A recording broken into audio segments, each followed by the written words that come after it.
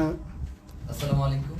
আপনারা জানেন যে গতকাল থেকে আমরা শহীদ উসমান হাদির হত্যার সুষ্ঠু তদন্তের জন্য ডক্টর মোহাম্মদ ইউনূসকে জাতিসংঘে একটি চিঠি প্রেরণের জন্য আহ্বান জানিয়ে তার বাসভবনের সম্মুখে অবস্থান করছিলাম।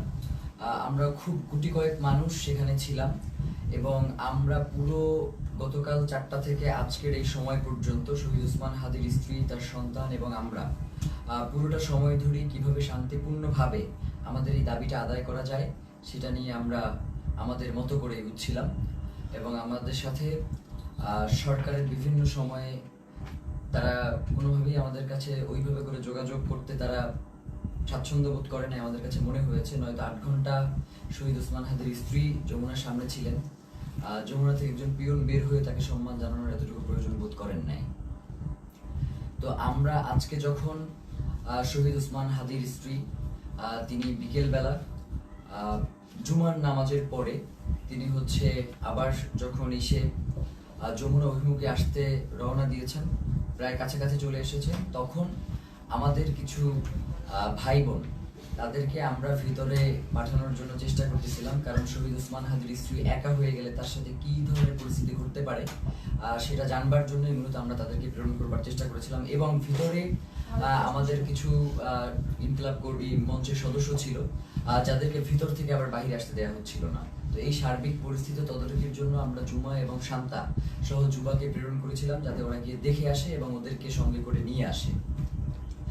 তো প্রথম অবস্থায় সেটা হচ্ছে পুলিশ কোনোভাবেই তাদেরকে ভিতরে যেতে দিবে না। তো ওরা অনেকভাবে বোঝানোর চেষ্টা করেছে কিন্তু কোনোভাবেই ওরা মানতে ছিল না। পরবর্তীতে আমরা বলেছিলাম যে এবং এটা তো একদম খুবই সহজ ব্যাপার, 1 মিনিটের ব্যাপার, আমাদেরকে সরিয়ে দেওয়া এই ওখান থেকেই করা। তো ওরা কি করেছে, জুমা এবং শান্তার গায়ে হাত তুলেছে এবং দেখবেন যে শান্তাকে গলা চেপে ধরেছে এবং জুমার পুরো গালে তারা তাদের খামচি দিয়েছে আর কি, মানে এইটা কি, এবং বুট দিয়ে ওদেরকে রাস্তায় পাঠিয়েছে।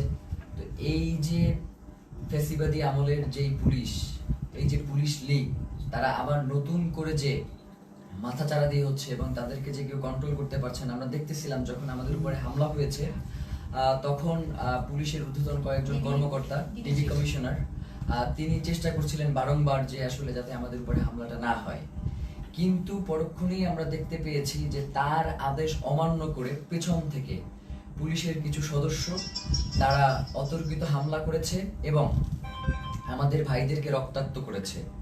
তো আমরা ইনকিলাব মঞ্চের পক্ষ থেকে এর তীব্র নিন্দা জানাই এবং যারা এই আক্রমণের সাথে জড়িত রয়েছে তাদেরকে অতি দ্রুত বিচারের মুখোমুখি করবার জন্য আহ্বান জানাই। কারণ বাংলাদেশের জনগণ এই মুহূর্তে প্রচন্ডভাবে তারা ক্ষেপে রয়েছে, তারা কোনোভাবেই এই ব্যাপারটাকে মেনে নিতে পারছে না।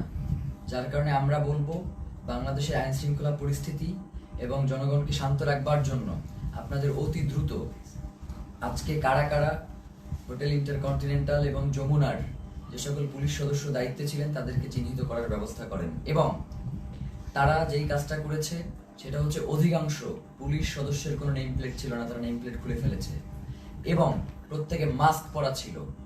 এই যে মাস্ক পরে নেম প্লেট খুলে যে হামলা, এই হামলা তো আমরা, এবং হেলমেট পরে এই হামলাগুলো তো আমরা দেখেছি ফ্যাসিবাদী হাসিনার আমলে। তাহলে কি এখন যমুনা পাহারা দিচ্ছে বা যমুনায় বসে আছে কি হাসিনা সেই ফ্যাসিবাদী আমলের পুলিশ লীগ কিনা সেটা আমরা জানতে চাই। সেই সাথে এসএসএফ আজকে প্রচন্ড রকমের দুর্ব্যবহার করেছে আমাদের সাথে, আমাদের যুবাকে রাস্তায় ফেলে মেরেছে এবং মাথায় আঘাত করেছে, ছাদকে মেরেছে। তো এই যে, এবং আমাদের ইনকিলাব মঞ্চের এমন কোনো কর্মী নাই যে আজকে এই হামলায় আহত হয় নাই। তো এখন আমরা এই প্রশাসনের কাছে জানতে চাই, আমরা তো সুনির্দিষ্ট একটা দাবি নিয়ে ওখানে গিয়েছিলাম যে জাতিসংঘের অধীনে যাতে শহীদ উসমান হাদির হত্যার বিচারটা করা হয়, এই তদন্তটা নিশ্চিত করা হয়। তাহলে কারা শহীদ উসমান হত্যার তদন্ত জাতিসংঘের অধীনে দিতে চায় না, যে আজকে স্পষ্ট হয়ে গেছে।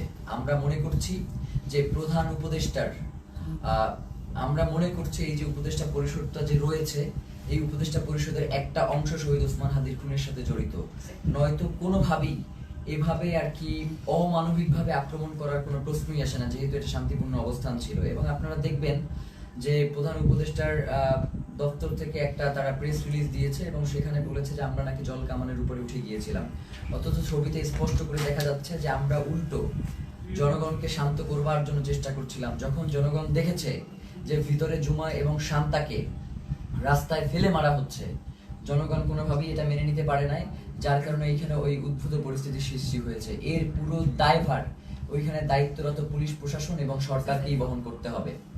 প্রিয় ভাইয়েরা, আপনাদেরকে স্পষ্ট করে জানাই যে সামনে খুবই গুরুত্বপূর্ণ একটা নির্বাচন রয়েছে 12 তারিখ। এখানে বাংলাদেশের স্বাধীনতা, সার্বভৌমত্ব সহ বাংলাদেশের নিরাপত্তা জনিত বেশ কিছু বিষয় জড়িত রয়েছে, যার কারণে অবশ্যই 12 তারিখে নির্বাচন হতে হবে। এবং যারা 12 তারিখে নির্বাচন বানচাল করে দেওয়ার জন্য আমাদের উপরে আক্রমণ করেছে, তাদের এই নীল নকশাকে বৃদ্ধাঙ্গুলি দেখিয়ে আমাদের জনগণের অধিকার আমাদের বাস্তবায়ন করতে হবে। প্রিয় ভাইয়েরা, জনগণ, বাংলাদেশের জনগণ প্রচন্ড শান্তিপ্রিয় এবং তারা সব সময় সরকারকে সহযোগিতা করে আসছে, কিন্তু সরকার সেই জনগণের উপরে আজকে মুহুর্মুহু sound grenade, tear shell, rubber bullet এগুলো নিক্ষেপ করেছে। এবং এখনো তারা বিভিন্ন জায়গায়, যেমন শাহবাগে এখনো সম্ভবত আক্রমণ চলছে। একটু আগেও আমরা এই লাইভ শুরু করবার আগে দেখতেছিলাম যে শাহবাগে আক্রমণের মতো ঘটনা ঘটতেছে। তো এবং 100-র অধিক শাহবাগেও আহত হয়েছে। তো এই যে পুলিশের ন্যাক্কারজনক হামলা এবং তাদের যে লাগাম টেনে ধরা হচ্ছে না, তারা বলছে, মানে আপনি একটা জিনিস খেয়াল করেন, তারা বলছে যে আয় হাদির লাশ নিয়ে যা।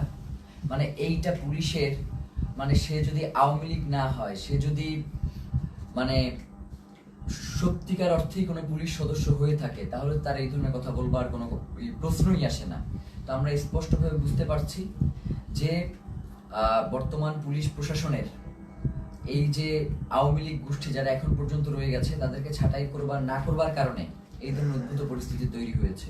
এর দায়ভার এই অন্তর্বর্তীকালীন সরকারকেই নিতে হবে। এবং আমরা আশঙ্কা করছি যে যমুনার ভিতরে হয়তো অন্তর্বর্তীকালীন সরকার সেফ না, কারণ যারা আমাদের উপরে যেইভাবে আক্রমণ করেছে, তারা যে কোনো মুহূর্তে যমুনায় ডক্টর মোহাম্মদ ইউনূসের উপরেও আক্রমণ করতে পারে। এই ধরনের একটা আমরা আশঙ্কা বোধ করছি, কারণ এদের আক্রমণের সাথে হাসিনার পুলিশ লীগের আক্রমণ পুরোপুরি মিলে যাচ্ছে। এবং সেই সাথে আমরা এটাও আপনাদেরকে বলতে চাই যে আমরা দেখতেছেন তো আমাদের কি অবস্থা, তারপরেও আমাদেরকে শান্তিপূর্ণভাবে সকল অবস্থার মোকাবেলা করতে হবে। আমরা চাই যাতে বাংলাদেশে কোনো উদ্ভূত পরিস্থিতির সৃষ্টি না হোক, যার মাধ্যমে মূলত আজকের আক্রমণটা হয়েছেই হচ্ছে নির্বাচনকে বানচাল করে দেওয়ার জন্য। সুতরাং এই নির্বাচন অবশ্যই হতে হবে এবং সেটা 12 তারিখেই হতে হবে। এবং যারা নির্বাচন বানচাল করতে চায় তাদেরকে আমাদের রুখে দিতে হবে। আমরা কোনোভাবেই এই নির্বাচনকে বানচাল করতে দিব না, কারণ বাংলাদেশের জন্য এই নির্বাচন অত্যন্ত গুরুত্বপূর্ণ। প্রিয় ভাইয়েরা, সেই সাথে আমরা আপনাদেরকে স্পষ্ট করে যে জিনিসটা জানাতে চাই, সেটা হচ্ছে শহীদ ওসমান হাদির হত্যার যে তদন্ত, সেটা জাতিসংঘের অধীনেই হইতে হবে। আমাদের এখানে আমরা তাদের সাথে কথা বলেছি, তারা আমাদেরকে আশ্বস্ত করেছিল যে জাতিসংঘের অধীনে এটার তদন্ত হবে, কিন্তু তারা কোনো ধরনের সময়সীমা বেঁধে দেয় নাই। তারা ইতিপূর্বেও আমাদেরকে আশ্বস্ত করেছিল তারা ক্ষমতায় থাকা অবস্থাতেই শহীদ ওসমান হাদির হত্যার বিচার করবে, কিন্তু তারা সেই বিচার করতে পারে নাই। যার কারণে আমরা তাদের শুধুমাত্র কথায় আশ্বস্ত না হয়ে আমরা তাদের কাছে একটা দাবি করেছিলাম যে আপনি কবে নাগাদ এই কাজটুকু বাস্তবায়ন করবেন, এই চিঠিটা ইস্যু করবেন, সেটা আমাদেরকে জানান। এখন রাষ্ট্রের কাছে যদি আমাদের এতটুকু দাবি জানানোর অধিকার না থাকে, তাহলে তো বাংলাদেশ বলে কোনো রাষ্ট্র এই মুহূর্তে সাস্টেইন করবার কথা না। এখন তো এই রাষ্ট্র তাহলে অন্য দেশের প্রক্সি দিচ্ছে এই রাষ্ট্র কোনো না কোনো ভাবে। তো প্রিয় ভাইয়েরা, আপনাদেরকে স্পষ্ট করে বলি, শহীদ ওসমান হাদির হত্যার তদন্ত জাতিসংঘের অধীনেই হইতে হবে এবং 8 তারিখে অবশ্যই এই অন্তর্বর্তীকালীন সরকারকে জাতিসংঘের কাছে চিঠি প্রেরণ করতে হবে। প্রিয় ভাইরা, এক্ষেত্রে আমাদের কিছু দাবি রয়েছে। চিঠি শুধু প্রেরণ করলেই হবে না, চিঠির ভিতরে নিম্নলিখিত আমরা যে বিষয়গুলো বলবার চেষ্টা করছি সেগুলো অন্তর্ভুক্ত থাকতে হবে। প্রথমত, সরকারকে UNOHCHR কে অনুরোধ করতে হবে যেন তারা শহীদ শরীফ ওসমান হাদি হত্যাকাণ্ডে একটি স্বাধীন ও নিরপেক্ষ ইন্ডিপেন্ডেন্ট ফ্যাক্ট ফাইন্ডিং ইনভেস্টিগেশন পরিচালনা করে। এই তদন্তের স্পষ্ট কার্যপরিধি থাকবে যাতে ঘটনার সত্যতা নির্ধারণ, দায়ী ব্যক্তি ও তাদের সহায়ক নেটওয়ার্ক শনাক্তকরণ এবং জবাবদিহিতা নিশ্চিত করে করণীয় সুপারিশ অন্তর্ভুক্ত থাকবে। সরকারকে অনুরোধ করতে হবে যেন তদন্তে শুধু সরাসরি হামলাকারীদের নয়, বরং আড়ালে থাকা পরিকল্পনা, ষড়যন্ত্র, জড়িত থাকা বা সহযোগিতা, সহায়তা প্রদান কিংবা আশ্রয় প্রশ্রয় ও চিহ্নিত করা হয়, যা হত্যাকাণ্ড ও পরবর্তী পালিয়ে যাওয়াকে সম্ভব করেছে। মূল কথা হচ্ছে, খুন যারা করেছে, খুনের পেছনে যারা পরিকল্পনা করেছে, এখন পর্যন্ত খুনিদেরকে যারা আশ্রয় প্রশ্রয় দিয়ে রাখছে, তাদেরকেও এই তদন্তের মাধ্যমে উদ্ঘাটন করে নিয়ে আসতে হবে। সরকারকে পূর্ণ সহযোগিতার নিশ্চয়তা দিতে হবে। এতে প্রাসঙ্গিক প্রমাণ ও স্থানসমূহে প্রবেশাধিকার অন্তর্ভুক্ত থাকবে। একই সঙ্গে রাষ্ট্রীয় বা অরাষ্ট্রীয় কোনো পক্ষের হস্তক্ষেপ না হওয়ার নিশ্চয়তা প্রদান করতে হবে। কিছু অভিযুক্ত সন্দেহভাজন বিদেশে পালিয়ে থাকতে পারে এমন প্রতিবেদনের প্রেক্ষিতে সরকারকে OSCHR এর সহায়তা চাইতে হবে, যাতে স্ট্রাকচার্ড ক্রস বর্ডার কোঅপারেশন নিশ্চিত হয়। এর মধ্যে লিগ্যাল অ্যাসিস্ট্যান্স ও ইনফরমেশন শেয়ারিং অন্তর্ভুক্ত থাকবে, যাতে দায়ীরা জবাবদিহিতা এড়িয়ে যেতে না পারে। মূল কথা হচ্ছে, শহীদ ওসমান হাদির হত্যার তদন্ত জাতিসংঘের অধীনেই হইতে হবে এবং এই তদন্ত কাজ যাতে কোনো ধরনের বাধাগ্রস্ত না হয়, সকল ধরনের সহযোগিতা এই রাষ্ট্রের পক্ষ থেকে নিশ্চিত করতে হবে। এর বাইরে আমাদের কাছে কোনো সেকেন্ড অপশন নাই। আজকে আমাদেরকে গুলি করেছেন, কালকে প্রয়োজনে আমাদেরকে মেরে ফেলেন, কিন্তু শহীদ ওসমান হাদির হত্যার বিচার এই বাংলার জমিনে হইতেই হবে। এর বাইরে কোনো সরকারের সেকেন্ড কোনো অপশন নেওয়ার কোনো সুযোগ নাই। প্রিয় ভাইয়েরা, আপনাদেরকে বলি, এই যে আজকে আমাদের উপরে যে ন্যাক্কারজনক হামলা হয়েছে, এই ন্যাক্কারজনক হামলার পিছনে কারা রয়েছে, কারা আমাদের উপরে অতি উৎসাহী হয়ে আক্রমণ করেছে এবং আমাদের ভাই বোনদেরকে, মানে একটা মানুষকে আসলে কতটা বাড়ি দেয়া যায় লাঠি দিয়ে, আমরা এটা প্রশাসনের কাছে জানতে চাই। একজন মানুষকে আমি ভিডিওতে দেখেছি 30 থেকে 32টা বাড়ি দিয়েছে, যতক্ষণ পর্যন্ত সে ওইখান থেকে নিরাপদ দূরত্বে না যাইতে পারছে ততক্ষণ পর্যন্ত একজনের পরে আরেকজন তাকে আঘাত করতেই ছিল। ব্যাপার যেটা ঘটতেছে সেটা হচ্ছে, আমাদের কাছে মনে হচ্ছে যে এই প্রশাসন এখন আর অন্তর্বর্তীকালীন সরকারের কথায় চলে না। এই প্রশাসনকে কেউ নিয়ন্ত্রণ করছে। সেই নিয়ন্ত্রক কারা সেটা বাংলাদেশের জনগণের কাছে সরকারকে জানাতে হবে, নয়তো এই সরকারের অবশ্যই দায় থেকে যাবে যে কারা জুলাই জনতার উপরে এই আক্রমণটা করলো। তারা শহীদ ওসমান হাদিকে হত্যা করতে পারে নাই। শহীদ ওসমান হাদির হত্যার বিচারের দাবি যদিও জানানো না যায়, তাহলে তো এই রাষ্ট্র সামনে ফাংশন করবে না। এবং আমরা ইতিমধ্যেই দেখতে পেয়েছি যে রাজনৈতিক দলগুলো থেকে এই আক্রমণের ঘটনার ব্যাপারে প্রচন্ড উল্লাস প্রকাশ করা হচ্ছে, আপনারা দেখেছেন। আমরা আপনাদেরকে স্পষ্ট করে জানাই, এই 12 তারিখ ভোটের মধ্য দিয়ে তাদেরকে আপনাদের একটা স্পষ্ট বার্তা জানান দেওয়ার সুযোগ রয়েছে। আপনারা 12 তারিখ তাদেরকে ভোটে পরাজিত করে ইনসাফ ও বাংলাদেশের স্বাধীনতা সার্বভৌমত্বের একটা রাষ্ট্র গড়ে তুলবেন, এমনটাই আমাদের প্রত্যাশা। এবং গণভোটে অবশ্যই আপনারা হ্যাঁ দিবেন, কারণ জুলাই সনদ বাংলাদেশের জন্য অত্যন্ত গুরুত্বপূর্ণ। এর সাথে বাংলাদেশের স্বাধীনতা সার্বভৌমত্ব, সীমান্ত, নিরাপত্তা সবকিছু জড়িয়ে আছে। যার কারণে জুলাই গণভোটে আপনাদেরকে অবশ্যই হ্যাঁ দিতে হবে এবং যারা সৎ এবং যোগ্য, তারা যে দলেরই হোক না কেন, তাদেরকে ভোট দিয়ে আপনাদেরকে ইনসাফের বাংলাদেশ প্রতিষ্ঠার জন্য ক্ষমতায় নিয়ে আসতে হবে। এবং সাধারণ জনগণকে আপনারা আহ্বান জানাই যে আপনারা 8 তারিখ পর্যন্ত একটু ধৈর্য ধারণ করুন, যেহেতু সরকারের পক্ষ থেকে স্পষ্ট বিবৃতি দেওয়া হয়েছে যে 8 তারিখে তারা জাতিসংঘের কাছে এই চিঠি ইস্যু করবে, প্রেরণ করবে। তো এবং তার আগে অবশ্যই এই চিঠি প্রেরণের আগে এই চিঠিতে তারা কি লিখেছে সেটা আমাদেরকে দেখাতে হবে। এইটা না দেখিয়ে কোনো ধরনের ছল চাতুরি মার্কার চিঠি কোনো প্রেরণ করা যাবে না এবং এটা অবশ্যই আমাদেরকে নিশ্চিত করতে হবে। প্রিয় ভাইয়েরা, বাংলাদেশের স্বাধীনতা সার্বভৌমত্ব এবং ইনসাফের লড়াইয়ের জন্য শহীদ ওসমান হাদি শাহাদাত বরণ করেছেন। আমাদেরকেও যদি শাহাদাত বরণ করতে হয়, আপনারা ইনসাফের এই লড়াইকে কোনোভাবেই থামিয়ে দেবেন না। ইনসাফের এই লড়াই আমাদেরকে অবশ্যই চালিয়ে নিয়ে যেতে হবে যতদিন পর্যন্ত বাংলাদেশে আমরা বাংলাদেশের আজাদীকে টিকিয়ে রাখতে আমরা চাই। আমার আশেপাশের 2 জন প্রচন্ডভাবে আক্রান্ত হয়েছে, আমি নিজে আক্রান্ত হয়েছি। আমার এবং আমাকে এবং প্রত্যেকের মাথা টার্গেট করে, এই যে আমার পাশে সালাউদ্দিন আম্মার বসে আছে, ওকে মাথা লক্ষ্য করে গ্রেনেড নিক্ষেপ করা হয়েছে, কিন্তু আল্লাহকে বাঁচিয়ে দিয়েছে যে সেটা জায়গা মতো ওরা নিক্ষেপ করতে সক্ষম হয়নি। ওর মুখে সেলাই দিতে হয়েছে, ওর হাতে ব্যান্ডিজ, জুমার গালের প্রত্যেকটা জায়গা আছড়ানো, মাথায় বাড়ি দিচ্ছে, শান্তাকে গলা টিপে ধরেছে। আমাদের এবং ইনকিলাব মঞ্চের যারা ভিতরে ছিল, আমাদেরকে ওখান থেকে ওখান থেকে আমাদেরকে গুলি করে রাবার বুলেট নিক্ষেপ করে সরিয়ে দেওয়ার পরে তারা আমাদের যে সকল ভাই ভিতরে আটকা ছিল, শত শত পুলিশ গিয়ে তাদেরকে নির্বিচারে পিটিয়েছে। ফাহিম সহ 2-3 জনের হাত ভেঙে গিয়েছে এই পিটানে। আমরা আমাদের আরেকজন কর্মী যার অবস্থা খুবই সংকটাপন্ন ছিল, যাকে অক্সিজেন দিয়ে তারপর হসপিটালে নিয়ে আসতে হয়েছে এবং তাকে প্রচন্ডভাবে মাথায়, হাতে, কোমরে সব জায়গায় এত পেটানো হয়েছে যে সে এখন ট্রমাটাইজড। আমরা জানাতে চাই, এই সরকারকে বলতে চাই, আপনি অতি দ্রুত কারা এই আক্রমণ করেছে তাদেরকে চিহ্নিত করে বিচারের মুখোমুখি করেন, নয়তো যে কোনো পরিস্থিতির জন্য আপনাকে অবশ্যই দায়ী থাকতে হবে। কারণ বাংলাদেশের জনগণ ততক্ষণ পর্যন্তই শান্তিপূর্ণ যতক্ষণ পর্যন্ত জুলাইয়ের প্রেক্ষাপট তৈরি না হয়।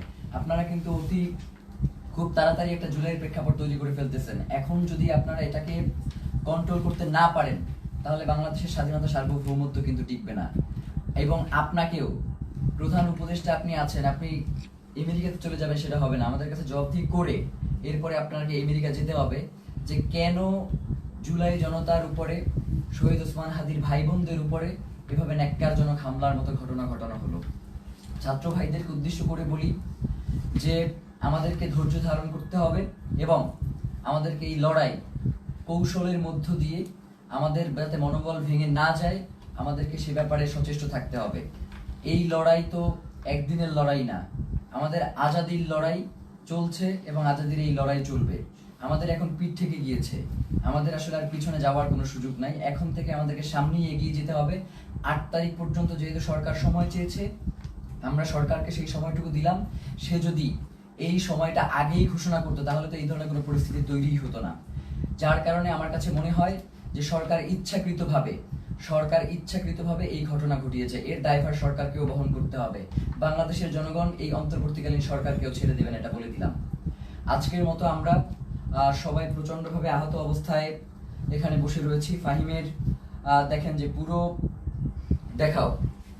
পুরো ট্রাউজারটা ওর রক্তে লাল হয়ে আছে, আমার পুরো পাজামার রক্তে লাল হয়ে আছে, ওর পুরো হাত আঙুল ভেঙে গেছে, মুখে সেলাই দেয়া, এবং এইভাবে প্রত্যেককে এমন ভাবে আক্রমণ করা হয়েছে।